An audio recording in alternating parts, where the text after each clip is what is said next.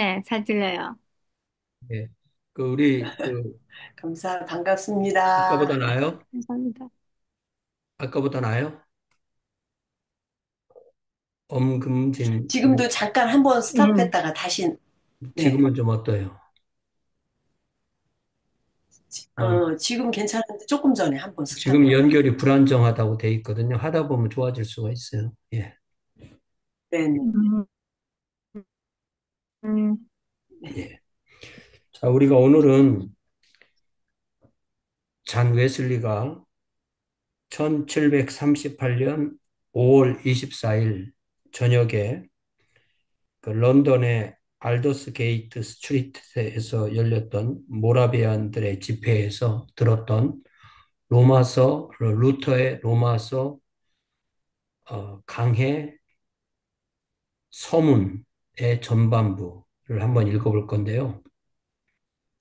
이걸 왜 읽냐면 이 로마서는 지금 사도 바울의 47페이지입니다. 예, 사도 바울의 서신 중에서 특별한 이유가 왜 그러냐면 다른 서신들은 다 애프터매스 사후 조치로 보내진 서신인데 로마서만 선제적으로 자신보다 먼저 서신을 보내서 자기 자신을 소개하고 자기 자신이 선포하는 복음이 이런 것이다라고 서신이 먼저 가서 자신을 소개하고 자신의 복음을 소개하는 그런 역할을 한 거예요. 그래서 이 로마서에는 온전한 복음이 드러나 있고, 그래서 이 로마서가 이 교회사에서 엄청난 역할을 하게 되는데요. 그 대표적인 예가 아우구스티누스가 회심할 때 로마서 말씀을 듣고 회심하게 되고, 또 루터도 로마서의 하나님의 의라는 단어를 집중하다가 종교개혁을 시작하게 되고, 또 그 루터의 영향으로 어, 루터교가 생기고 경건주의가 생기고 또 모라비안 교도가 생기고, 모라비안들이 자신들의 특별 집회를 한다고 해서 무슨 부흥사를 모시고 하는 것이 아니라 루터의 이 로마서 주석 그 서문을 쭉 누가 읽어주는 거예요. 그걸 듣고 웨슬리가 회심했기 때문에 우리도 그 로마서 주소를 한번 쭉 한번 읽어보고 이해를 해보자. 이런 차원에서 제가 한번 오늘 이거를 좀 한국어와 영어로 읽고 필요한 부분이 있다면 설명하고 그렇게 진행하도록 하겠습니다. 마르틴 루터 Preface to the Letter of Saint Paul to the Romans. 이 서신은 또, 아직도, 잘, 네, 교수님 아직, 끊어지더라도 네, 기량이 있을까요? 어쩔 네네, 수 없는 것 같아요. 지금 다시 끊고 들어올 수는 없기 때문에 네네네. 이제 제가 읽어주는 거 위주니까 쭉 들어보시고, 예. 네네. 이 서신은 진실로 신약에서 가장 중요한 문헌으로서 복음을 가장 순수하게 표현하는 책이다. 이 서신은 그리스도인이 시간을 들여서 한 단어 한 단어를 마음속에 새겨둘 가치가 있을 뿐만 아니라 날마다 묵상할 가치도 있다. 이 서신은 일용할 양식이며 아무리 자주 읽거나 많이 연구한다고 해도 결코 지나칠 수 없다. 당신이 이 서신을 더 많이 탐구하면 할수록 이 서신은 보다 더 귀하게 되며 그 향기가 더 좋아질 것이다. 하나님께서 나를 도우신다면 나는 최선을 다해 이 서문이 모든 사람으로 하여금 이 서신을 가장 좋은 방식으로 이해할 수 있게 할 안내의 글이 되도록 할 것이다. This letter is truly the most important piece in the New Testament. It is purest gospel. It is well worth a Christian's while not only to memorize it word for word, but also to occupy himself with it daily, as though it were the daily bread of the soul. It is impossible to read or to meditate on this letter too much or too well. The more one deals with it, the more precious it becomes and the better it tastes. Therefore, I want to carry out my service and with this preface provide an introduction to the letter insofar as God gives me the ability so that everyone can gain the fullest possible understanding of it. 지금까지 이 서신은 논평들과 온갖 종류의 별 상관없던 것들로 덮여서 질식 상태에 있어 왔다. 그렇지만 그 핵심에 있어서 이 서신은 성경 전체를 조명하기에 거의 충분할 정도로 밝게 빛나는 등불이다. Up to now, it has been darkened by glosses and by many useless comment, but it is in itself a bright light, almost bright enough to illumine the entire scripture. 이게 시간이 지나다 보면요, 이렇게 오히려 주석이 말씀을 가릴 수가 있다라는 것도 우리가 생각해 볼 것입니다. 첫째 필요한 것은 용어를 익히는 일이다. 우리는 율법, 죄, 은혜, 믿음, 의, 영, 의, 육, 영과 같은 단어들을 통해 성 바울이 의미하는 바를 알아야 한다. 그렇게 하지 않고 읽는다면 우리는 공연히 시간만 허비하게 될 것이다. 당신은 율법이라는 용어를 일상적인 의미로, 즉 어떤 행위들이 허용되거나 금지되어 있다는 것을 설명해 주는 그 무엇으로 이해해서는 안 된다.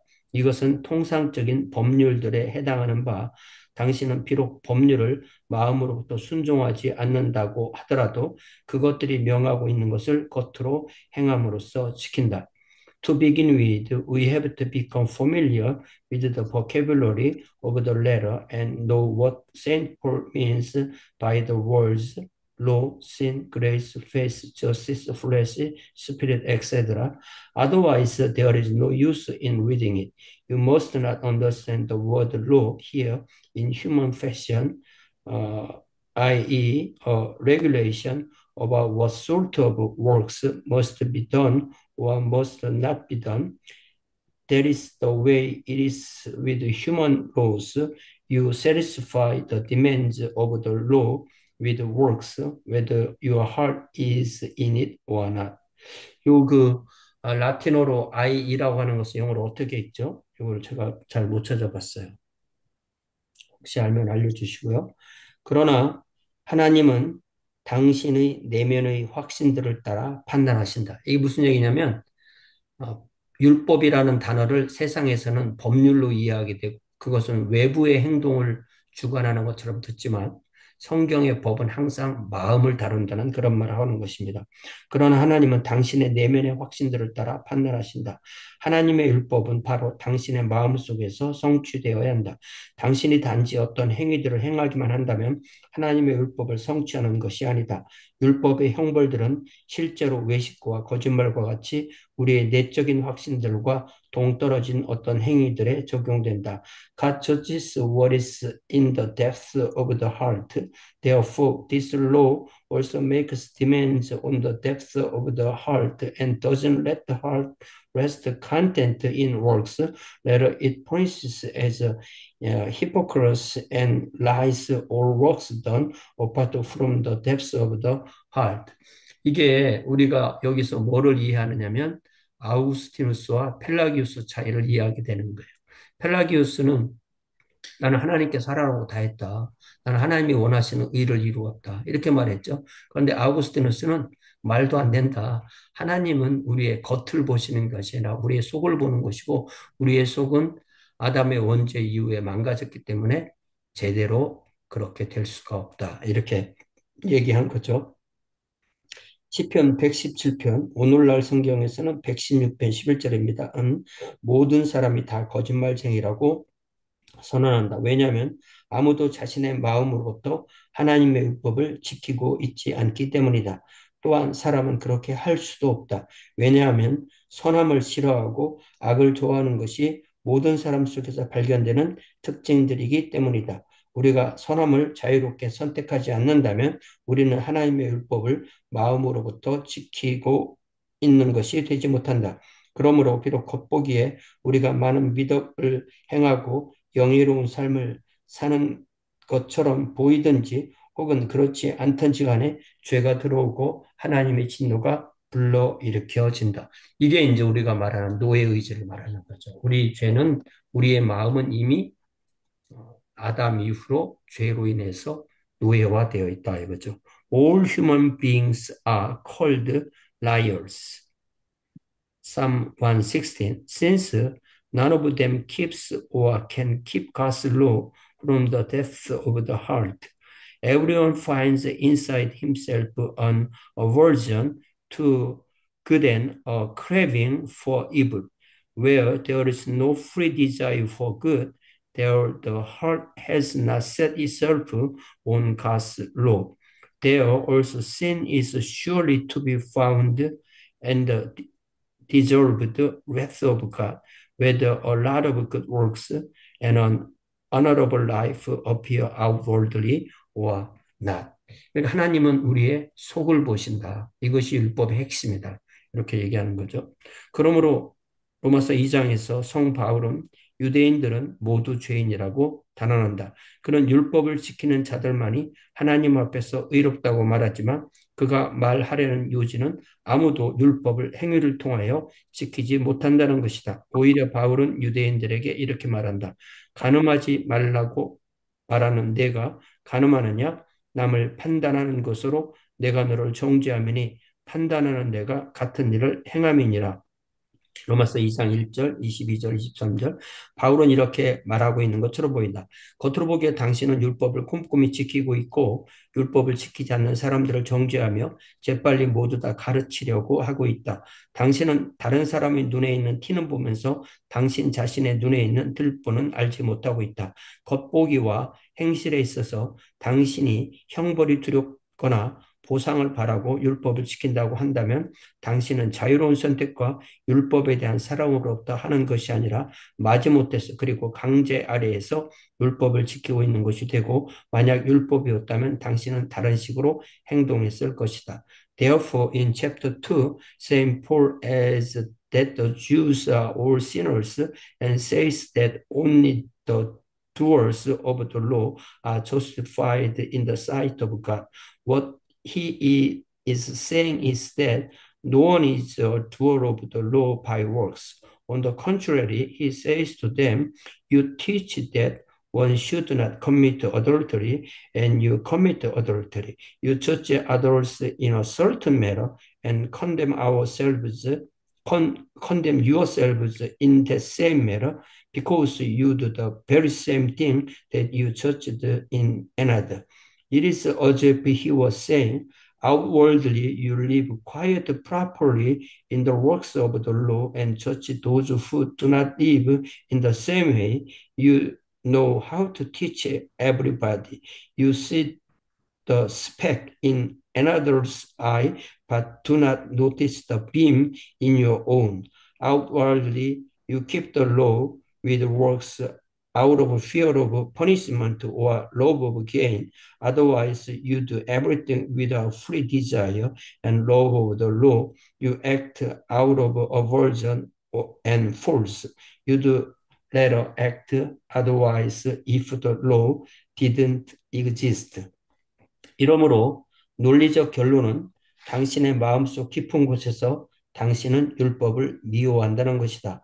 당신이 자신의 마음속에서 도적이고 실제로 도적이 될 수 있다고 한다면 다른 사람들에게 도적질하지 말라고 가르치는 것이 무슨 소용이 있는가? 물론 이런 류의 외적인 행실은 이런 류의 속임수로 인해 오래 지속되지 않는다. 당신이 다른 사람들을 가르치고 당신 자신을 가르치지 않는다면 당신은 당신이 가르치는 것을 알고 있지 않으며 율법의 본질을 올바르게 이해하지 못했다는 말이 된다. 아니 오히려 바울이 5장 20절에서 말하고 있는 바와 같이 율법은 당신의 죄를 증가시킨다. 사람이 율법을 미워하면 할수록 율법은 사람이 할 수 없는 것을 더욱더 요구한다. It follows then that you, in the depths of your heart, are an enemy of the law. What do you mean, therefore, by teaching another not to steal when you, in the depths of your heart, are a thief and would be one outwardly too if you dared? Of course, outward work doesn't last long with such hypocrites. So then you teach others, but not yourself. You don't even know what you are teaching. You've never understood the law rightly. Furthermore, the law increases sin, as St. Paul says in chapter 5. That is because a person becomes more and more an enemy of the law, the more it demands of him what he can't possibly do. 이것이 7장 14절에서 바울이 율법을 영적이라고 부르는 이유다. 율법이 구체적이고 실제적이라면 우리의 행위는 그 요구를 충족시켜야 할 것이기 때문에 영적이다. 하지만 율법이 영적이기 때문에 당신이 행하는 모든 것이 당신의 내적인 마음에서 우러나오지 않는다면 아무도 율법을 지키지 못한다. 그러한 마음은 오직 하나님의 영에 의해 우리에게 주어지며 이 영은 우리로 하여금 율법의 요구들을 감당할 수 있게 만든다. 따라서 우리는 율법을 행하고자 하는 진정한 소원을 얻게 되고 모든 것은 두려움이나 강제 아래서가 아니라 기꺼운 마음으로 행해진다.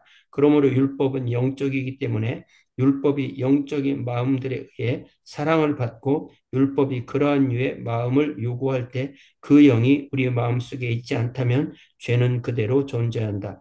율법 자체는 옳고 선하고 거룩하지만 율법에 대한 적대감과 불평불만은 그대로 존재한다. In chapter 7, Apostle Paul says the law is spiritual. What does that mean? If the law were physical, then it could be satisfied by works. But since it is spiritual, no one can satisfy it unless everything he does springs from the depth of the heart. But no one can give such a heart except the Spirit of God. 오직 하나님의 성령이 있을 때만 율법이 해결된다는 것입니다. Who makes the person be like the law so that he actually conceives a heartfelt longing for the law and henceforward does everything not through fear or uh, coercion, but from a free heart. Such a law is spiritual since it can only be loved and fulfilled by such a heart and such a spirit. If the spirit is not in the heart, then there remains sin, aversion, and enmity against the law, which in itself is good, just, and holy. 우리가 기본적으로 알다시피 스피릿이란 단어가 S가 대문자로 쓰일 때는 성령을 의미하고 소문자로 쓸 때는 우리 자체의 영을 의미합니다. 그러므로 율법이 명하는 것을 행하는 것과 율법을 성취하는 것은 전혀 별개의 것이라는 생각에 익숙해져야 된다. 예. 율법을 명하는 것을 행하는 것은 우리의 능동적인 표현이고요. 율법을 성취하는 것은 성령에 의해서 그렇게 되는 수동적인 것을 말하는 것입니다. 사람이 자신의 자유로운 의지와 힘으로 행할 수 있는 모든 것은 율법에 의해 요구된 행위들을 행하는 것이다. 그럼에도 그러한 모든 행위들은 우리가 율법을 싫어하며 율법을 속박이라고 느끼는 한 헛됨에 소용없다. 이것이 3장 28절에서 바울이 말하고 있는 바이다. 사람이 의롭다 하심을 얻는 것은 율법의 행위에 있지 않다. You must get used to the idea that it is one thing to do the works of the law and quite another to fulfill it. The works of the law are everything that a person does or can do of his own free will and by his own powers to obey the law. But because in doing such works in heart abhors the law, and yet it is forced to obey it, the works are total loose and are completely useless. That is what Apostle Saint Paul means in chapter 3 when he says, no human being is justified before God through the works of the law. 학교에서 논쟁을 일삼는 궤변론자들, 즉 스콜라 신학자들, 대학에서 가르치는 사람들 말하는 것입니다. 이 우리에게 행위를 통하여 은혜를 받을 준비를 하라고 가르치는 것은 우리를 그릇 인도하고 있는 것임은 분명하다. 그렇지 않은가? 사람이 자신의 마음속에서 마지못해서 선행을 하는 것이라면 어떻게 그가 그런 행위들을 통하여 스스로 선하게 될 준비를 하겠는가? 마지못한 적대적인 마음으로부터 나오는 행위들은 하나님이 기뻐하실 까닭이 있겠는가? From this you can see that the schoolmasters, there is, 아이가 there is군요. There is the scholastic theologians and sophists are seducers when they teach that you can prepare yourself for grace by means of works. How can anybody prepare himself for good and by means of works if he doesn't know good work except with aversion and constraint in his heart? How can such a work please God if it proceeds from an averse and unwilling heart? 율법을 성취하기 위해서 우리는 그 요구사항들을 기쁘고 사랑스럽게 충족시켜야 된다. 마치 율법이나 그 형부들이 존재하지 않는 한 율법에 대한 속박감을 느끼지 않고 덕스럽고 올바른 삶을 살아라. 그러나 이 기쁨, 이 속박받지 않는 사랑은 성 바울이 5장 5절에서 말하고 있는 바와 같이 성령에 의해 우리 마음속에 부어진다.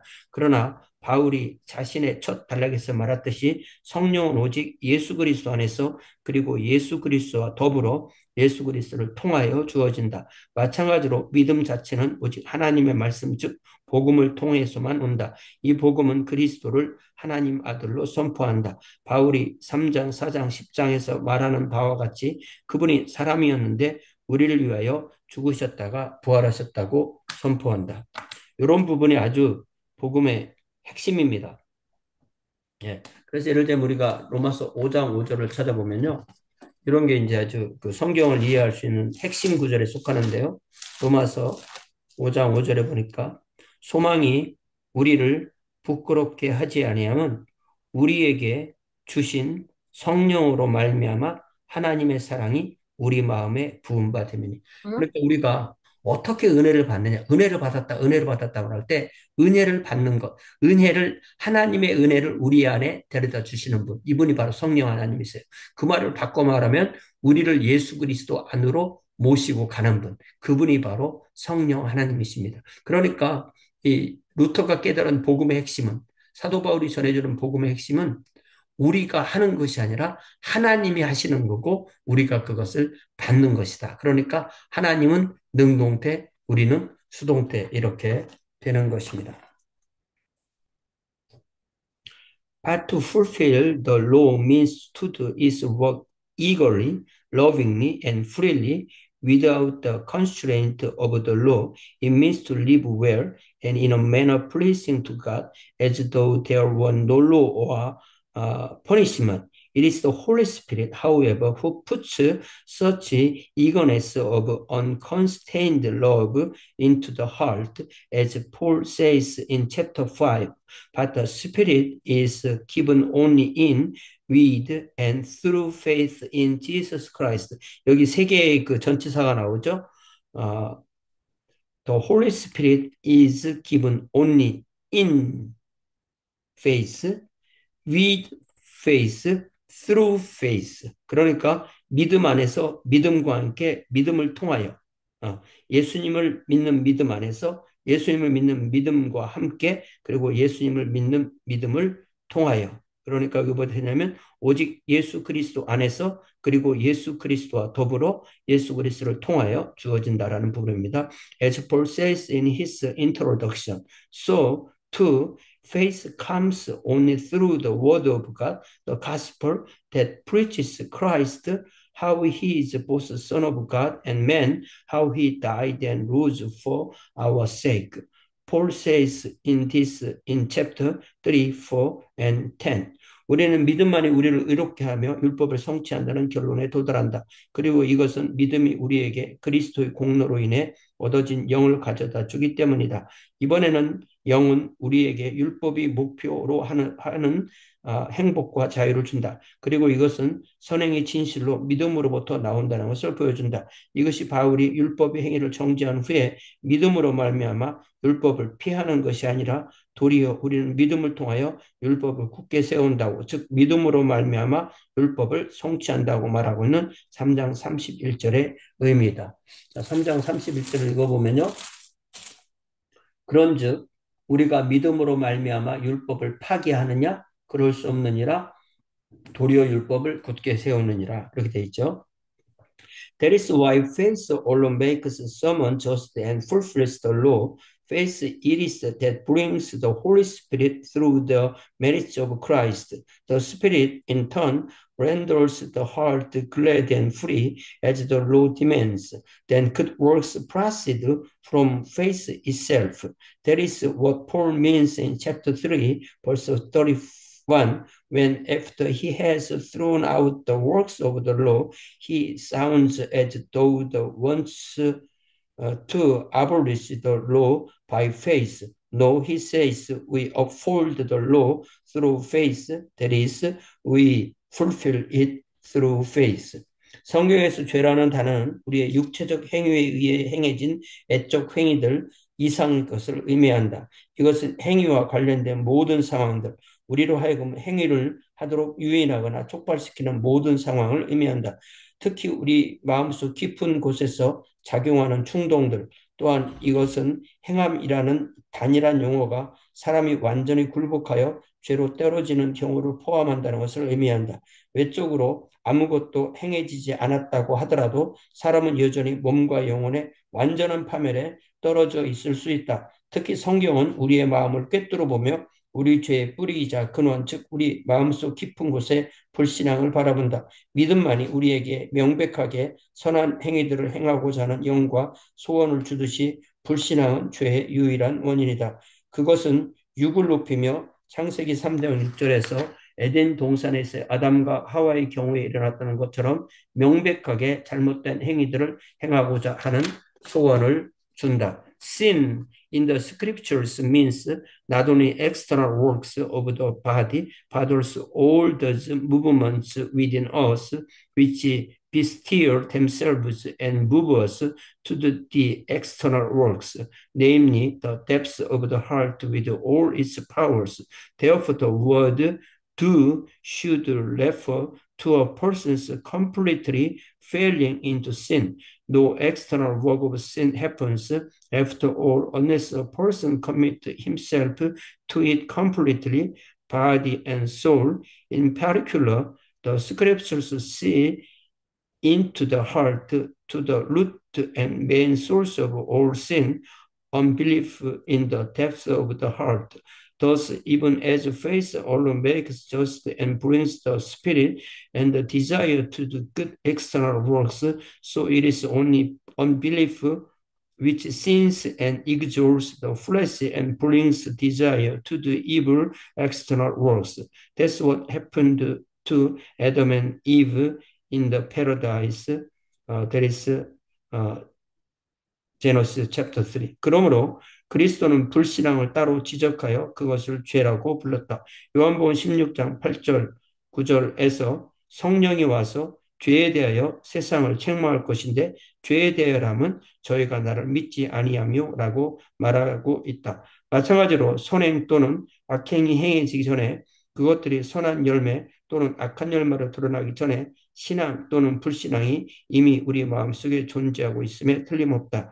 여기에 모든 죄의 뿌리, 즉 수액, 중요한 동력이 있다. 이것은 성경이 뱀의 머리, 곧 옛 용의 머리라고 부르는 것으로서 여자의 후손인 그리스도는 아담에게 약속한 대로 그 머리를 부수었음이 틀림없다.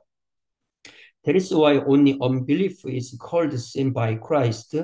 As he says in John chapter 16, the Spirit will punish the world because of sin, because it does not believe in me. Furthermore, before good or bad works happen, which are the good and bad fruits of the heart, there has to be present in the heart either faith or unbelief, the root, sap, and chief power of all sin. That is why in the scriptures, unbelief is called the head of the serpent and of the ancient dragon, which is the offspring of the woman.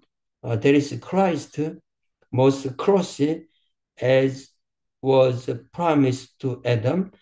Genesis chapter 3. 우리가 이 요한복음 16장 이 8절 9절 말씀을 자꾸 어려워하는데요.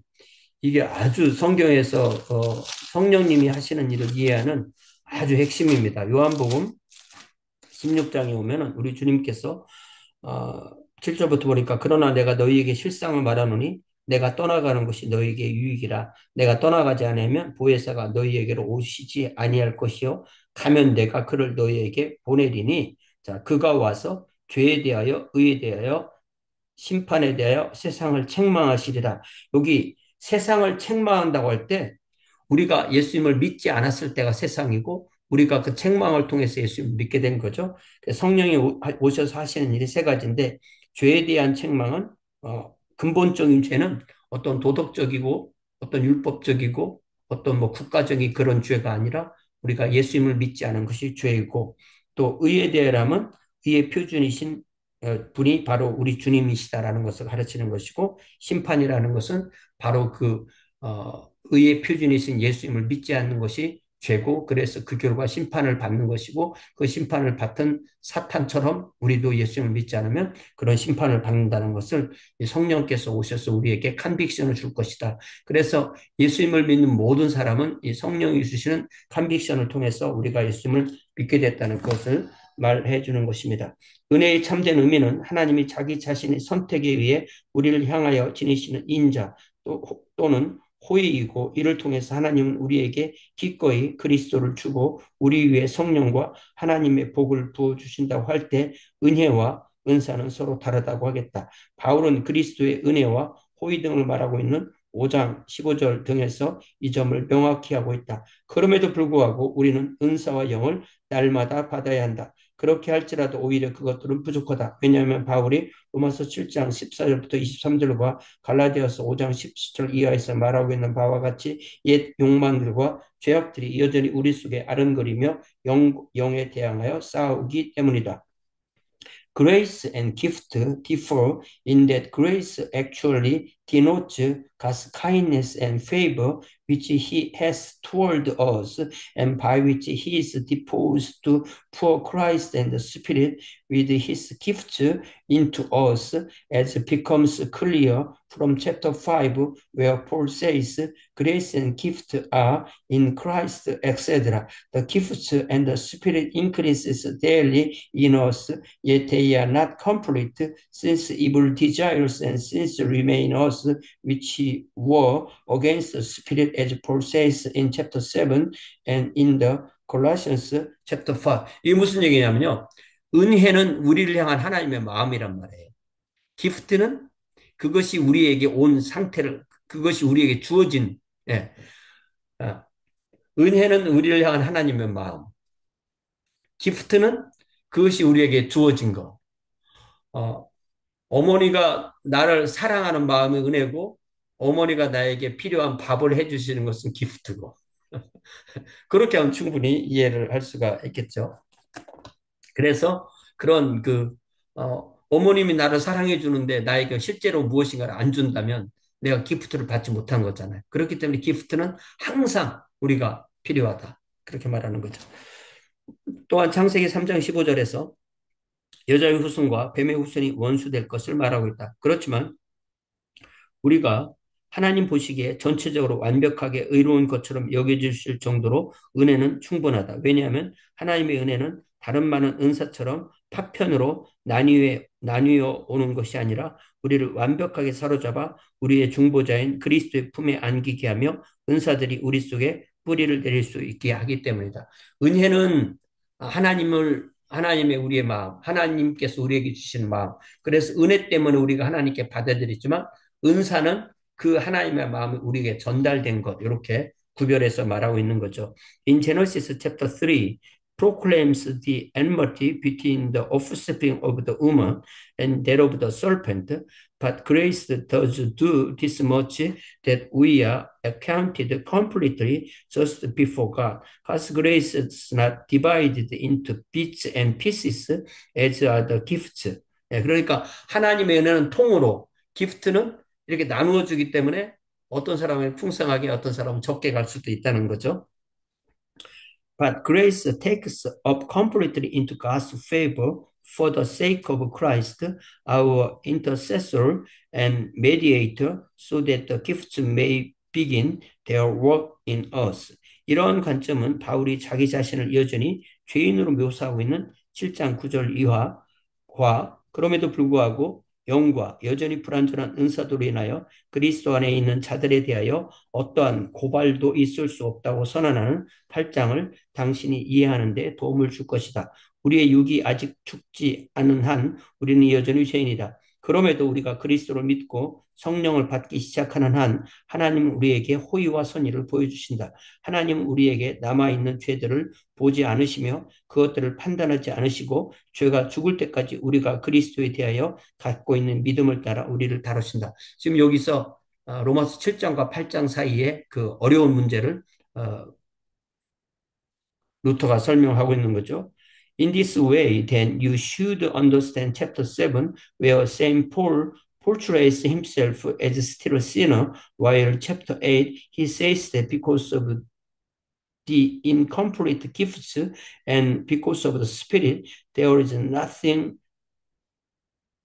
damnable in those who are in Christ. Because our flesh has not been killed, we are still sinners, but because we believe in Christ and have the beginnings of the Spirit, God so shows us his favor and mercy that he neither notices nor judges such sins. Rather, he deals with us according to our belief in Christ until sin is killed. 그러니까 7장에서는 율법이 드러난다면 8장에서는 그리스도 안에 있는 우리의 모습. 그러니까 8장 1절이 핵심이 그거잖아요. 7장에서는 오라나는 곤고한 자라 이렇게 끝나죠. 7장 마지막 부분이 오호라는 곤고한 사람이로다 이 사망의 몸에서 누가 나를 건져내랴 우리 주 예수 그리스도로 말미암아 하나님께 감사하리로다. 그런즉 내 마음이 그런즉 내 자신이 마음으로는 하나님의 법을 육신으로는 죄의 법을 섬기노라. 그러므로 이제 그리스도 예수 안에 있는 자에게는 결코 정죄함이 없나니 이는 그리스도 예수 안에 있는 생명의 성령의 법이 죄와 사망의 법에서 너를 해방하였음이니라. 이렇게 나가는 거죠. 믿음은 꿈꾸는 그 무엇 인간적인 환상이 아니다. 그런데도 많은 사람은 그 용어를 그렇게 이해하고 있다. 그들이 믿음의 도덕적인 진보나 선행들이 수반되지 않음을 보면서 여전히 믿음에 관하여 많은 말을 하게 될 때 그들은 믿음으로는 충분하지 않으며 우리가 올바르게 되고 구원을 얻으려면 행위들을 하여야 한다고 선언하는 오류에 빠진다. 그 이유는 그들이 복음을 들을 때 핵심을 놓치고 있다는 것이다. 그들의 마음속에서 그리고 그들 자신의 추리력으로 그들이 진정한 믿음이라고 여기는 한 생각을 날조하여 그것을 신앙이라고 부른다. 그렇지만 그것은 단지 사람이 만들어낸 것에 불과하며 사람의 마음속 깊은 곳에서 그에 상응하는 체험을 갖고 있지 않은 한낱 공상에 지나지 않는다. 그러므로 그것은 아무 효력을 발휘하지 못하며 더 나은 삶을 가져오지도 못한다. 참된 믿음이 참된 삶의 열매를 맺는다는 그런 말을 하는 것입니다. Faith is not that human illusion and dream that some people think it is. When they hear and talk a lot about faith and yet see that no normal improvement, moral and no moral improvement and no good works result from it, they fall into error and say, faith is not enough. You must do works if you want to be virtuous and get to heaven. The result is that when they hear the gospel, they stumble and make for themselves with their own powers to a concept in their hearts which says, I believe. This concept they hold to be true faith, but since it is a human fabrication and thought and not an experience of the heart, it accomplishes nothing and there follows no improvement. 참된 믿음과 거짓된 믿음을 구별해 주는 겁니다. 하지만 믿음은 하나님이 우리 마음속에서 일으키는 그 무엇이다. 그것은 우리를 변화시키며 우리는 하나님으로부터 다시 태어난다. 요한복음 1장 13절. 믿음은 옛 아담을 죽이고 우리를 마음과 생각과 우리의 모든 힘에서 전혀 다른 사람으로 만들어 놓는다. 그리고 믿음은 성령이 동반된다. 그 믿음에 이르게 되면 그것은 얼마나 생생하고 창조적이고 적극적이고 강력한 것인지 믿음은 내내 좋은 것 외에 다른 것을 행할 수가 없다. 믿음은 결코 행해야 할 선행이 어디 있느냐고 묻지 않고 오히려 그러한 질문이 던져지기 전에 선행을 이미 행하고 계속해서 선행을 행하고 있다. 이런 식으로 활동적이 되지 않은 사람은 믿음이 없는 사람이다. 그는 믿음을 손으로 더불어 찾으며 선행을 찾아다니지만 믿음이 무엇이며 선행이 무엇인지를 알지 못한다. 그럼에도 불구하고 그는 계속해서 믿음과 선행에 대하여 말도 되지 않는 소리들을 짓거린다. Faith is a work of God in us. 예. 이런 게 아주 핵심적인 표현이에요. Faith는 이게 내가 하나님을 믿는 게 아니라 하나님이 내 안에서 믿음을 일으키시는 걸 가르쳐. 예. 믿음은 하나님이 우리 속에서 일으키는 것이다. 그죠? Faith is a work of God in us, which changes us and brings us to birth anew from God. 그래서 우리가 요한복음 1장 12절과 13절의 관계를 잘 봐야 되는데요. 12절에서 내가 믿는 것처럼 돼 있잖아요. 영접하는 자, 곧 그 이름을 믿는 자들에게는 내가 영접하는 거잖아. 영접하는 자, 곧 그 이름을 믿는 자들에게는 하나님이 자녀가 되는 권세를 주셨으니 이는 혈통으로나 육정으로나 사람의 뜻, 내 뜻대로 믿은 게 아니라는 거죠. 사람의 뜻으로 나지 아니하고 오직 하나님께로부터 난 자들이니라. 그러니까 내가 믿어서 태어나는 것이 아니라 하나님이 나를 태어나게 하셨기 때문에 믿는다는 거예요. 그러니까 우리 딸이 나를 아빠라고 불렀기 때문에 걔가 내 딸이 된 게 아니라 내가 걔를 딸로 낳아줬기 때문에 걔가 나를 아빠라고 부르는 거잖아요. 그러니까 우리가 하나님을 아버지, 예수님을 주님 이렇게 불렀기 때문에 구원받는다 하는 것, 그 요한복음 1장 12절밖에 모르는 거죠. 그러나 요한복음 1장 13절을 보면 하나님이 우리에게 믿음을 주셨고 그 믿음으로 우리가 하나님의 자녀가 되었기 때문에 우리가 하나님의 아버지라 부르는 거죠. 예, 순서가 영적으로 보면 순서가 그렇다는 것입니다.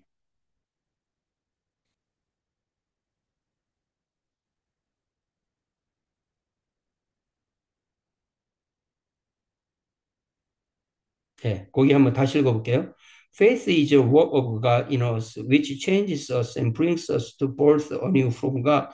Uh, John chapter 1, verse 12 and 13. It kills the old Adam, makes us completely different from different people in heart, mind, senses, and all our powers, and brings the Holy Spirit with it. What a living, creative, active, powerful thing is faith. 그러니까 이 faith가 뭔가를 일으킨다는 거죠. It is impossible that faith ever stop doing good. Faith doesn't ask whether good works are to be done, but before it is asked, it has done them. It is always active.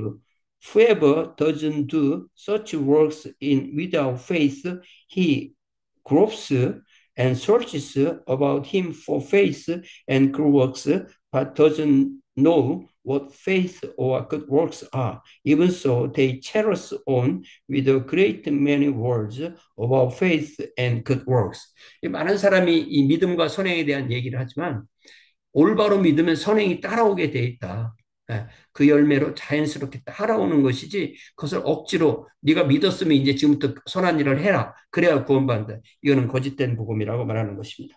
믿음은 하나님의 은혜에 대한 살아있고 흔들림 없는 신뢰이자 신앙인데 그것이 너무나 확고하기 때문에 사람은 믿음에 대하여 1000번이라도 죽을 수 있다. 이런 유의 하나님의 은혜에 대한 신뢰, 이런 유의 하나님의 은혜에 대한 지식은 우리를 기쁘고 활기차게 만들며 하나님 및 모든 인류와의 관계에서 열심을 내도록 만든다. 이것이 성령이 믿음을 통하여 역사하는 것이다. 그러므로 믿음의 사람은 무엇에 내몰려서가 아니라 자발적으로 기쁘게 모든 사람에게 선행을 하고 모든 사람을 섬기며 자기에게 그런 은혜를 보여주었던 하나님의 사랑과 영광을 위하여 온갖 종류의 곤경을 겪고자 한다. Faith is a living unshakable confidence in God's grace. It is so certain that someone would die 1,000 times for it. This kind of trust in and knowledge of God's grace makes a person joyful, confident, and happy with regard to God and all creatures. This is what the Holy Spirit does by faith. Through faith, a person will do good to everyone without coercion, willingly and happily, He will serve everyone, suffer everything for the love and praise of God, who has shown him such grace. 이런 것이 살아있는 믿음이라는 거니까 믿음은 그 자체로 액티브하기 때문에 우리 안에 그러한 열매를 맺는다고 설명하는 것입니다. 실제로 불로부터 열과 빛을 분리하는 것이 불가능한 것처럼 믿음으로부터 행위를 분리하는 것은 불가능하다. 그러므로 당신 자신의 그릇된 인식과 자기들의 믿음과 행위에 관하여 영리한 판단을 하고 있다고 생각하고 있지만 사실은 가장 어리석은 자들의 모습을 드러내고 있는 터무니없는 말을 하는 다른 사람의 그릇된 인식을 주의하라. 하나님께 기도를 드리고 당신 안에 믿음을 창조해 주시도록 간구하라. 그렇게 하지 않는다면 당신의 아무리 스스로를 속이려고 할지라도 또는 당신의 노력과 능력이 무엇이라고 할지라도 당신은 언제나 믿음이 부족하게 될 것이다. It is as impossible to separate works from faith as burning and shining from fire. Therefore, be on good guard against your own false ideas and against the chatterers who think they are clever enough to make judgments about faith and good works, but who are in reality the biggest fools. Ask God to work faith in you, otherwise you will remain eternally without faith, no matter what you try to do or fabricate. 그 다음에 이제 의에 대한 설명을 하는 거예요. 의는 바로 우리가 의는 바로 우리가 마음속에 갖고 있는 믿음과 같은 것으로서 하나님의 의라고 불릴 수 있는 것을 의미한다. 이 의는 하나님 보시기에 선하다. 왜냐하면 이 의는 하나님의 선물이고 모든 사람에게 자신의 의무를 다하도록 우리의 본성을 형성하기 때문이다. 믿음으로 말미암아 그는 죄로부터 해방되며 하나님의 계명들 속에서 즐거움을 발견한다. 이런 식으로 그는 하나님이 마땅히 받으셔야 할 존귀를 하나님께 드리며 하나님의 것을 하나님께 돌려드린다. 그는 자신의 능력을 따라 기꺼이 사람들을 섬기며 모든 사람에게 자신의 의무를 이행한다. 이런 류의 의는 우리 자신의 자유의지나 우리 자신의 능력을 통하여 통상적인 자연적 과정 속에서 생겨날 수 없다. Now, justice or righteousness is such Now justice is just such a faith. It is called God's justice or the justice which is valid in God's sight because it is God who gives it and reckons it as justice for the sake of Christ, our mediator. It influences a person to give to everyone what he owes him, though through faith, a person becomes sinless and eager for God's commands. Thus, he gives God the honor due him and pays him what he owes him. He serves people honoringly with the means available to him. In this way, he pays everyone his due. Neither nature nor free will nor our own powers can bring about such a justice. 아무도 스스로에게 믿음을 줄 수 없으며 불신앙으로부터 스스로를 해방시킬 수 없다. 그렇다면 어떻게 사람은 자신의 가장 작은 죄악들조차도 없이 할 수 있는가? 믿음이 없이 행해진 것이나 불신앙의 결과로서 행해진 것은 그것이 아무리 그럴듯하게 꾸며졌다 하더라도 거짓된 것, 자기 기만, 죄 위에 다른 것이 아니라는 결론이 나온다. 로마서 14장 23절. For even as no one can give himself faith, so too he cannot remove unbelief.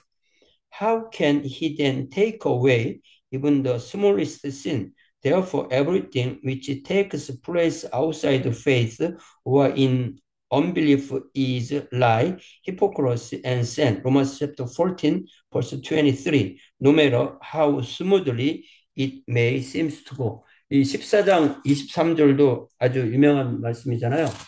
모든 것, 믿음으로 하지 않은 모든 것이 죄다. 이렇게 표현하는 거예요. 14장 23절. 의심하고 먹는 자는 정죄되었나니 이는 믿음을 따라 하지 아니하였기 때문이라. 믿음을 따라 하지 아니하는 것은 다 죄니라.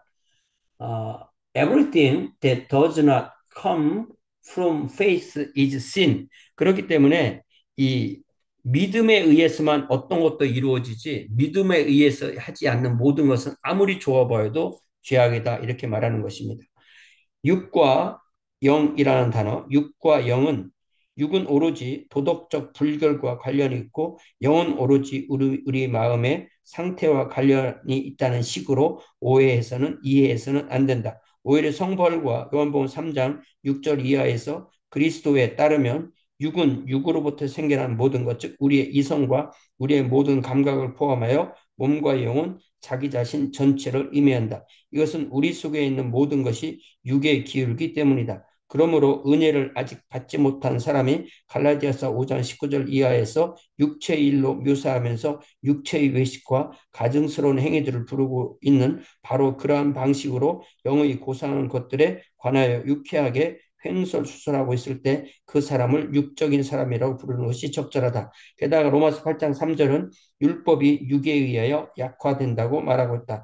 이것은 단지 도덕적 불결면이 아니라 모든 죄에 대하여 말하고 있는 것이다. 특히 그것은 다른 무엇보다도 성격상 좀 더 영적인 일종의 악함인 믿음의 결여에 대하여 언급한다. You must not understand flesh here as denoting only unchastity or spirit as denoting only the inner heart. Here, St. Paul calls flesh, as does Christ in John chapter 3, everything born of flesh, there is the whole human being with body and soul, reason and senses, since everything in him tends toward the flesh. That is why you should know enough to call that person fleshly who without grace fabricates, teaches, and tells about high spiritual matters.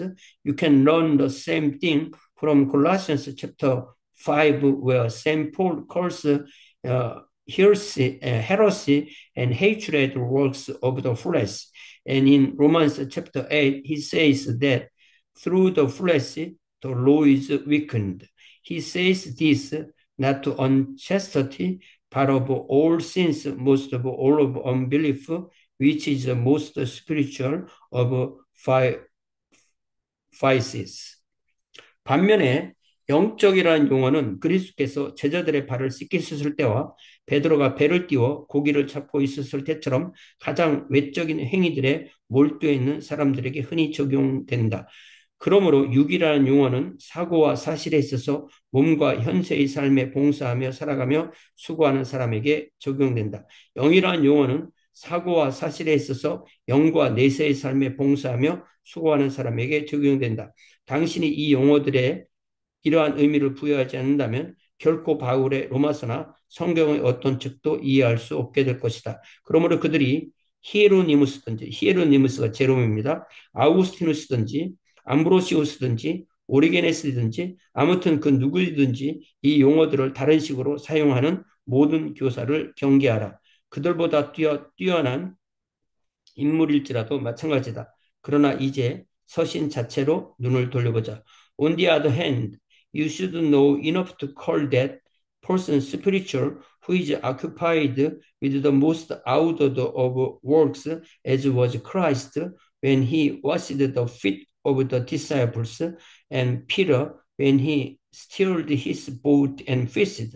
So then a person is fleshly who inwardly and outwardly lives only to do those things which are of use to the flesh and to temporal existence. A person is a spirit who inwardly and outwardly lives only to do those things which are of use to the spirit and to the life to come. Unless you understand these words in this way, you will never understand either this letter of St. Paul or any book of the scriptures. Be on guard, therefore, against any teacher who uses these words differently, no matter who he be, whether Jerome, Augustine, Ambrose, Origen, or anyone else as great as or greater than they. Now let us turn to the letter itself. 복음을 설교하는 자의 첫 번째 의무는 하나님의 율법을 선포하고 죄의 본질을 기술하는 것이다. 영으로부터 나오지 않거나 그리스도에, 그리스도에 대한 믿음의 결과로서 경험되지 않는 모든 것은 죄악된 것이다. 설교자의 메시지는 사람들에게 그들 자신의 모습과 그들의 통탄스러운 상태를 보여줌으로써 그들로 하여금 겸손히 도움을 간청하도록 만들어야 한다. To force the duty of a preacher of the gospel is through his revealing of the law and of sin to rebuke and to turn into sin everything in life that does not have the spirit and faith in Christ as its base. Thereby, he will lead people to a recognition of their miserable condition, and thus they will become humble and earn for help. 이게 바울의 루터의 루터의 로마서 주석 이거를 한국말로 옮긴 분은 박문재이고요. 이거에서 제가 인용한 것이고 또 영어는 Preface to the Letter of Saint Paul to the Romans by Martin Luther, translated by Andrew Thornton이라는 분이 번역한 건데요. 이게 우리가 이걸 왜 이렇게 읽느냐면요. 왜 읽겠어요? 이걸 왜 읽겠습니까, 제가? 제가 읽지 않으면 여러분이 안 읽으니까. 여러분 한번 읽어보세요 하고 지나가면 그냥 끝나는 거예요. 종이값만 아까운 거예요. 제가 이 투박한 영어로 자꾸 읽는 이유가 이렇게 안 읽으면 이만큼도 못 읽게 되니까. 왜 이걸 제가 읽느냐면요. 긴 호흡으로 우리가 하는 걸 잊어먹어요. 자동차가 나오면 우리의 다리가 약해지고 계산기가 나오면 우리의 암산 능력이 사라지고 AI가 나오면 우리가 머리를 써서 뭐 영어를 번역하다든지 뭐 영작을 한다든지 이런 거 안 하게 되고요. 또 이제 쇼츠가 나오면 긴 거를 보지 않아 가지고 우리의 머리가 이제는 30초 넘어가는 걸 이해하려고 하지 않는 그런 시대가 됐어요.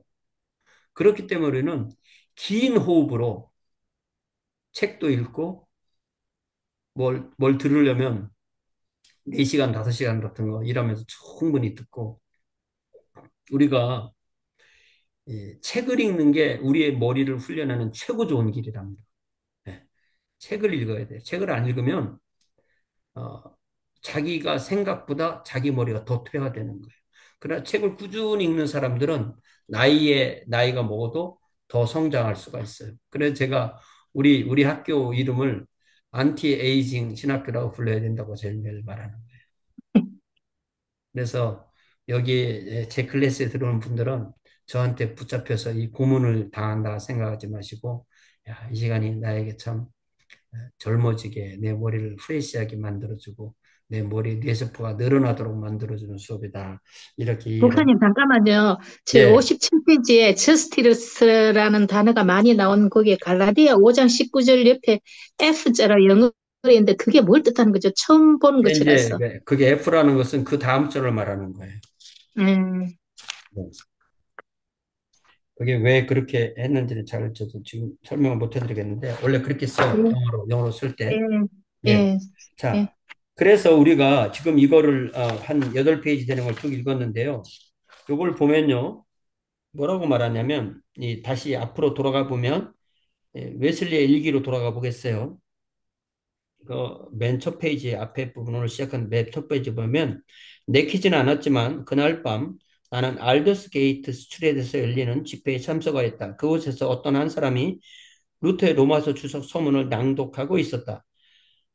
8시 45분경 내가 그리스도에 대한 믿음으로 말미암아 하나님께서 마음의 변화를 일으키신다는 설명을 하고 있을 때 나는 이상하게도 내 마음이 뜨거워지는 것을 느꼈다. 나는 구원을 위해 내가 그리스도 한 분만을 신뢰해야 한다고 느꼈다. 그리고 그가 나의 죄들, 심지어 나 자신까지 모두 거둬가셨고 죄와 사망의 법에서 나를 구원하셨다는 확신이 생겼다. In the evening, I went very unwillingly to a society in Aldersgate Street, where owners reading Luther's preface to the epistle to the Romans about a quarter before nine, while the leader 이게 리더가 아닌데 나 리더인가? 그렇지. 인도자군 여기서 리더는 while the leader was describing the change into God works in the heart through faith in Christ, I felt my heart strangely warmed. I felt I did trust in Christ alone for salvation, and an assurance was given me that he had taken away my sins, even mine, and saved me from the law of sin and death. 자, 여기 보니까 이 리더가 리더일까요? 리더일까요? 이거 확인해 봐야 되겠네. 이런 게 이제 몇 페이지인데, 목사님 지금 못 지금 찾아요. 46페이지입니다. 46페이지. 46, 47. 네. 예. 이 리더가 리더일 수도 있어요. 자, 그래서 이 사람이 어디 읽을 때였냐면 그리스도에 대한 믿음으로 말미암아 하나님께서 마음을 변화를 일으키신다는 설명을 할 때, 여기죠. 이걸 찾아보겠습니다. 어디에서 그 얘기를 했는지.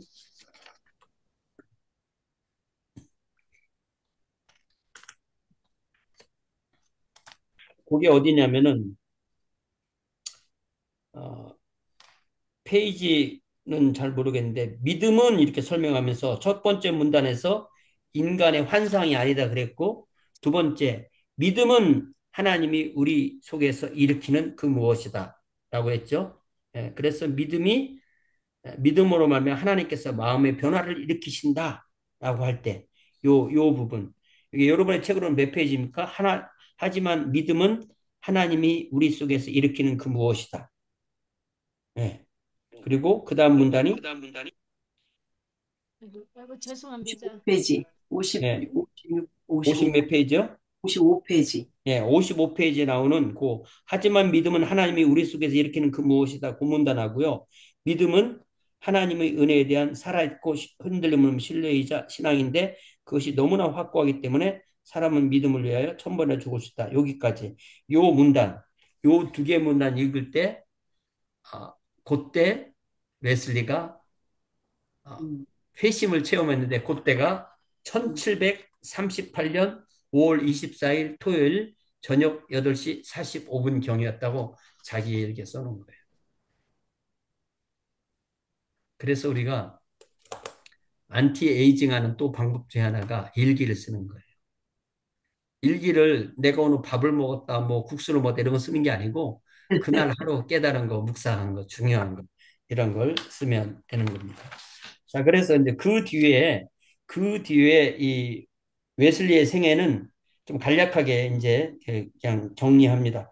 웨슬리는 계속해서 모라비안 지도자 피터 펠러 감독과 교제하며 인본주의에서 신분주의로 신앙의 태도가 바뀌게 됩니다. 그해 1738년 여름에 그러니까 50, 이런 회심을 체험하고 바로죠. 요 회심을 체험한 게 1738년 5월인데 그해 여름에 독일의 모라비아 교도의 본부인 헤른후트를 방문하여 진젠도르프를 만나서 교제를 나눕니다.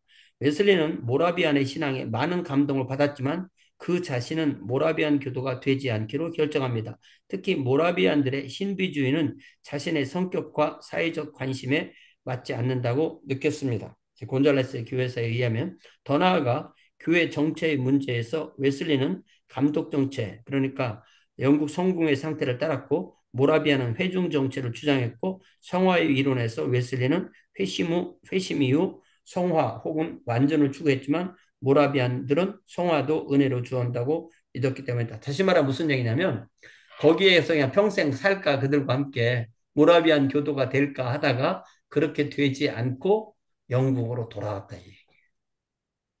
그래서 이 웨슬리의 생애에서 이 모라비안의 그 영향은 절대적입니다.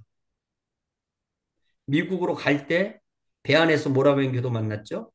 미국에 가서 아우구스트 스판겐베르크 만나서 구원의 확신에 대한 질문 받았죠. 돌아와서 피터 벨로와 또 교제했죠. 그리고 결정적으로 1738년 알더스 게이트 스트리트에서 루터의 로마서 서문을 들으면서 거기에서 확실한 회심 체험을 하게 됐죠. 그리고 나서 다음에 또 모라벤 교도를 가서 만났죠. 그들과 몇 달 살다가 돌아왔죠. 그럼에도 그 강력한 영향을 받았음에도 웨슬리는 자신의 정체를 또 지킨 거예요. 자신에게 나누어진 은혜를 지킨 거예요. 그러면서 1730부터 36년부터 38년부터 존과 찰스 웨슬리는 부흥 설교자로 활동합니다. 특히 조지 휘필드의 권고로 1739년 4월 5개 설교를 시작하였습니다. 그 전까지는 웨슬리는 하나님의 복음을 건물 아닌 건물 밖에서 전하는 것은 큰 죄라고 생각했다고 그랬었어요. 그렇지만 휘필드가 이 교회 건물 밖에서 집회하는 것을 처음 시작한 거예요. 왜냐하면은 사람은 많은데 교회가 없는 데가 있는 거예요. 산업혁명으로 탄광 같은데 새로운 도시가 생기는데 거기에 이 교회가 없는 곳에 가서 복음을 전하고 있었다. 그래서 광부들이 하나님의 말씀을 들으면서 그 눈에서 눈물이 이렇게 내려올 때 눈물이 흘러내린 곳에 이 눈물 때문에 새카맸던 얼굴에 눈물길이 쫙 나면서 그 골이 이렇게 양쪽에 이렇게 보이는 그런 모습을 그려놓습니다. 제가 번역한 그 신자들의 교회 그 책에 보면은 그런 내용들이 잘 나와 있죠. 자, 그래서 그는 설교와 선교 사역을 위하여 매년 말을 타고 4,000마일을 여행해서 52년 사역 기간에 20만 8천 마일을 여행했습니다. 그는 하루 평균 3번, 4번 설교했고 평생 4만회 설교를 했고 온 세계는 나의 교구다. The whole world is my parish라는 유명한 말을 남겼습니다. 이거를 그 신자들의 교회에 나오는 내용을 다시 복기해서 제가 말씀드리자면 어떤 그 감독의 교구에 가서 설교를 하는데 그 감독이 내가 너를 여기 와서 설교하라고 부르지 않았는데 네가 내 교구에 와서 설교하는 것은 이거는 아주 사람을 오펜드하는 그 나쁜 짓이다. 우리가 생각해 보세요. 누가 갑자기 내 교회에 와서 설교한다고 내가 부르지도 않는데 와서 설교한다고 생각해 보세요. 그러니까 이 성공에는 모든 것이 교구화되어 있고 교구에마다 다 감독이 있기 때문에 그 교구에 감독이 있는 곳에 다른 사람이 와서 설교하는 거 그거 나는 용서 못한다. 그러니까 그거에 대한 답으로 웨슬리가 대답한 것이 교구요? 교구요? 온 세상이 내 교구예요. 그러니까 온 세상에 딱 하나의 교구밖에 없는 거예요. 그 교구에 나는 설교자이기 때문에 나는 언제고 성령이 부르시는 곳이라면 누구에게나 가서 설교할 사람입니다. 이렇게 말합니다. 그러니까 이 웨슬리는 성공회라는 그 울타리 안에 있으려고 노력은 했지만 그 성공회가 그를 담기에 웨슬리가 너무나 컸던 거예요. 아, 이런 명주옥 같은 묘사가 나오네. 다시 한번 얘기할까요, 제가? 네. 이런 게 이해예요, 이해. 사모님 지금 몇 페이지죠? 제가 아까 전화 받다가 놓쳐가지고. 페이지. 예? 59페이지 존 웨슬레의 사역 이렇게 하고 계십니다. 59예요. 99페이지 온 예, 세계 감사합니다. 제가 온 머리 세계는 나의 교구이다. 그거 설명하고 있어요. 예, 그래서 제가 막 섞어놔가지고. 이 온 세계는 나의 교구이다. 이거를 생각하면 우리가 이런 말 해요. 야, 니네 부모님, 니네 배우자, 니네 자녀부터 전도하고 나가서 전도해라. 이런 사람도 있어요. 그죠? 또, 어, 니네 동네에서나 선교해. 왜 외국까지 가서 막 싸들고 가서 외국 가서 선교해. 이런 사람들이 있어요. 그게 정말 잘못된 말이에요. 그러면 니네 동네에서도 선교하지 말고 나가서도 선교하지 말이랑 똑같아요. 그리고 예수님도 사람들 찾아다녔어요. 그거 아세요? 사도 바울도 사람들 찾아다닙니다. 왜 찾아다녀? 네 앞에 있는 모든 사람의 전도에 왜 찾아다녀? 그렇지 않아요. 그렇지 않습니다. 우리가 이 영적인 세상은요, 이 세상을 통째로 바꿔놓는 게 아니에요. 하나님께서 붙여주신 사람을 바꿔놓는 거예요. 그렇기 때문에 사람을 찾아다니는 겁니다. 복음은. 복음은 사람이 있는 곳에 있어야 되는데 사람들에게 찾아다니면서 사람들에게 들을 사람이 들으면 그 안에서 택하는 사람을 받는 거예요. 그래서 우리가 이제는 교구 논쟁 이런 할 필요 없다는 거예요. 물론 어떤 목사님이 설교하는 데 가서 자기가 설교하겠다고 얘기 못 하죠. 그렇게 안 합니다. 그러나 우리가 그 신사들의 교회 그 책에 보면은 퀘이커교를 시작한 분은 실제로 그렇게 했어요. 가서 설교하는 사람 끌어내리고 자기가 설교했어요. 그래서 엄청 많이 맞았죠. 그래도 퀘이커교가 그대로 지금 있잖아요.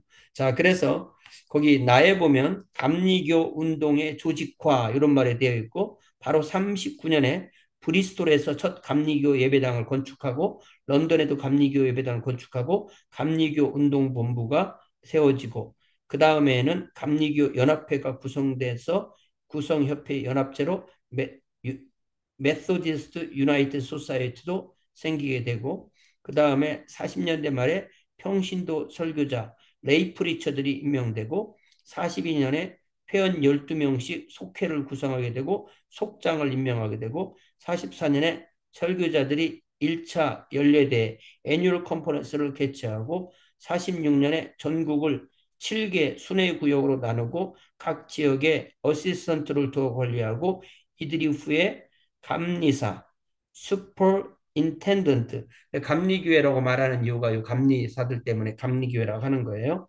그 다음에 47년에 아일랜드로 확산되고 50년에 50개 순회구역이 생기고 회원이 2만 9천 명이 되고 51년에 스코틀랜드로 확산하고 이게 성공회 안에서 이런 일을 했던 거예요. 성공회가 보기에 이게 기뻤겠어요? 슬펐겠어요? 걱정됐겠어요? 그래서 웨슬리 따르는 사람들은 우리가 성공해서 분리해야 된다 이렇게 말하지만 웨슬리는 죽는 날까지 분리하지 않는다고 했어요. 근데 실제로 분리가 될 수밖에 없는 게 아니라 없는 게 거기서 계속 사람을 세우고 조직을 만들고 돈을 걷고 물건을 건물을 세우고 이렇게 하기 때문에 분리가 안 될 수가 없는 거죠. 자, 결혼 얘기 간단하게 합니다. 1751년에 1751년이니까 이 사람이 3년생이니까 48살에 4명의 자녀를 둔 미망인 몰리 바제일과 결혼해요. 아니, 자녀가 4명 있어요.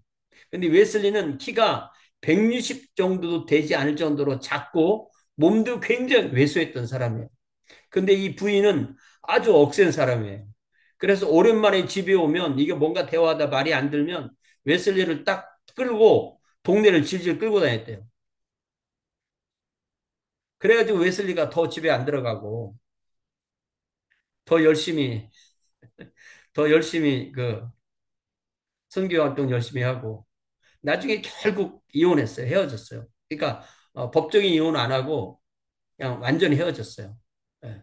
그래서 이 웨슬리 부인이 먼저 죽는데요.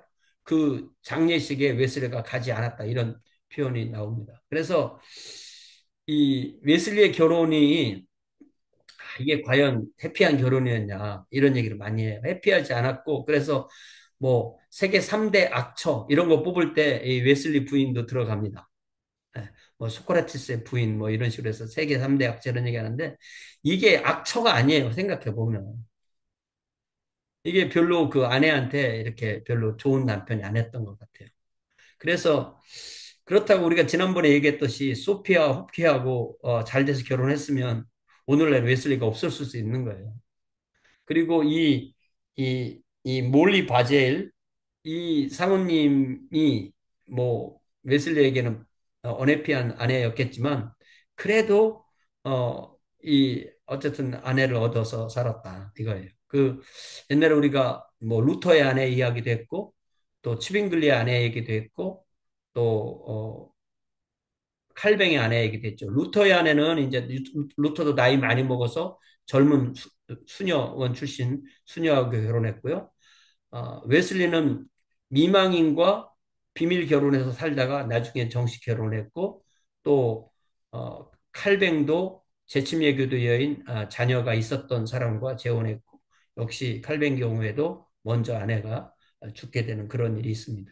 그래서 우리가 이 결혼 이야기를 자꾸 제가 하는 이유가 이게 우리한테 굉장히 중요한 얘기예요. 이 결혼이 과연 어떤 결혼이었을까 이런 굉장히 궁금한 거죠. 그 다음에 84년에 쫓겨서 84년에 미국 선교사 토마스 콕을 감리사로 그러나 공식 사역은 이미 1768년에 시작했지만 공식 감리사로 세운 것이 84년이고 안수해서 선교지에서 성례전을 집행할 수 있도록 하고 나중에는 스코틀랜드도 감리사를 안수했다. 이게 무슨 얘기냐면요. 이 교회를 이 선교가 되면 반드시 무슨 일이 생기냐면 성례를 해야 돼. 성례. 침례를 주고 성만찬을 주고 목사 안수를 해야 되고 그러려면 그것을 해줄 수 있는 자격이 있는 사람이 필요한 거예요. 그 사람들을 감리사라고 한 거예요. 예. 그러니까 제일 중요한 게 또 목회자를 어떻게 세울 거냐는 거죠. 그러려면 그 책임 있는 사람이 있어야 되잖아요. 그래서 이 하나의 교파가 생기고 교단이 생기면 반드시 신학교를 세우는 이유가 신학교에서 지도자를 양성해야 되기 때문에. 그래야 그 지도자로 인하여서 새로운 지도자가 생기고 그 다음에 성찬식, 침례식, 목사 안수식 같은 것을 할 수 있기 때문에 그런 것이 꼭 필요하게 되는 것입니다. 1791년에 사망하고요. 웨슬리는 사망하는 당시까지도 감리교 운동이 영국 성공회 안에 머물기를 원했습니다. 그러나 사망하고 4년 만에 감리교 운동이 영국 국교회로부터 완전히 분리되고 100명의 교역자 모임이 감리교 운동을 주도했고 직접적 원인은 국교회가 감리교 지도자 안수를 거부하고 성례제를 거부하기 때문에 어쩔 수 없이 분리될 수밖에 없었고 그래서 이 둘은요, 워낙 비슷해가지고요, 이 성공회에서 나왔기 때문에 계속 이 선거회로 들어갈 그런 시도를 해요. 그래서 오늘날도 그럼 들어갔느냐? 못 들어갔어요. 안 들어갔어요. 서로 이게 달라서 계속 이렇게 잘 동역은 하지만 이렇게 합해지지는 않습니다. 최근에 미국에서 이 감리교회가 유나이티드 메소디스잖아요.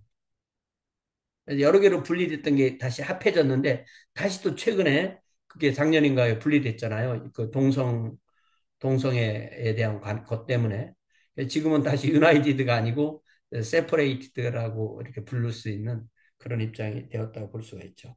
자, 웨슬리 신학을 보면 웨슬리는 철저한 조직 신학자라기보다는 목회적 신학자, 페스토럴 티올로지였고 그의 신학은 17세기 네덜란드 라이든 대학의 교수였던 자코브 아르미누스의 견해를 따르는 아르미누스주의였습니다. 그러나 이 감리교 사람들한테 너희 신학이 아르미누스주의냐고 물어보면 아니라고 그래요. 뭐니 이렇게 물어보면 웨슬리주의라고 그래요. 웨슬리주의는 아르미누스주의보다는 좀 더 칼뱅주의에 가까이 온 것으로 저는 이해하고 있습니다. 아르미누스는 장칼방의 5대 교리, 특히 예정서를 운명적인 것을 여기고 아르미누스는 칼뱅의 교회를 추정하기를 인간은 전적으로 타락하였다. 똑같죠. 하나님은 믿은 자를 미리 하시고 예정하신다. 그냥 예정이 아니고 믿을 걸 알고 예정한다. 이게 무게중심을 하나님에서 인간으로 조금 옮겼다는 그런 의미가 있습니다. 그 다음에 일반 속죄 이게 제일 다른 거죠. 일반 속죄라는 것은 하나님은 모든 사람을 위해 속죄했지 택함을 받은 사람을 속죄하지 않았다는 거죠. 그 다음에 저항할 수 있는 이의 은혜, 그 다음에 구원은 이룰 수도 있다. 네. 자, 웨슬리의 주요한 신학적 공헌, 구원의 확신 강조, 요한일서. 그러나 그 확신이 성도의 견인을 보증하는 것이 아니므로 신자는 견인을 위하여 노력해야 된다. 또한 죄에 대한 개인의 책임을 강조한다. 그러니까 이게 완전 견인이 아니니까 어떻게든 인간에게 경각심을 주는 그런 의미가 있습니다. 크리스천 퍼펙션, 하나님과 이웃에 대하여 완전한 사랑을 할 수 있는 상태. 웨슬리는 1764년 빌립보서 3장 15절.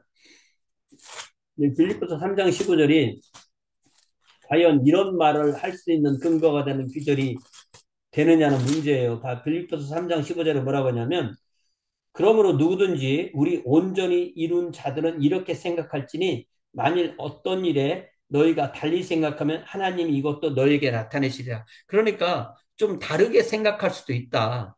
이런 것을 근거로 자기는 퍼펙셔니즘을 주장했다. 그러면서 이 이론이 성경적으로 주장합니다. 이러한 상태는 득이 후에 시작되어서 사망 전에 온다. 물론 웨슬리는 하나님만이 완벽하게 완전하심으로 완벽주의를 의미하는 건 아닙니다. 또한 이는 진행성이므로 상시될 수 있다. 저는 그래서 이 크리스천 퍼펙션을 우리 성경적 표현으로 영적으로 성숙한 상태 이렇게 말하면 아무 문제 없어요. 그러나 예수 그리스도를 완전히 닮았다 이런 표현은 아닌 것 같아요. 그래서 이것도 약간 오해가 있는 표현인 것 같고요. 그냥 우리가 영적 성숙을 위해서 주님 앞에 사모하고 순종한다 이렇게 이해하면 큰 문제는 없을 것 같습니다. 웨슬리의 공식적 신학 진술은 신약 성서 주해와 표준 설교, explanatory notes upon the New Testament and standard sermons에 나타나 있고 또 동생 찰스 웨슬리와 많은 찬송가를 작시하기도 했다. 예, 그래서 지금 1시간 26분이 지났기 때문에 지금부터 40분까지 14분을 쉬었다 계속하도록 하겠습니다. 네, 감사합니다.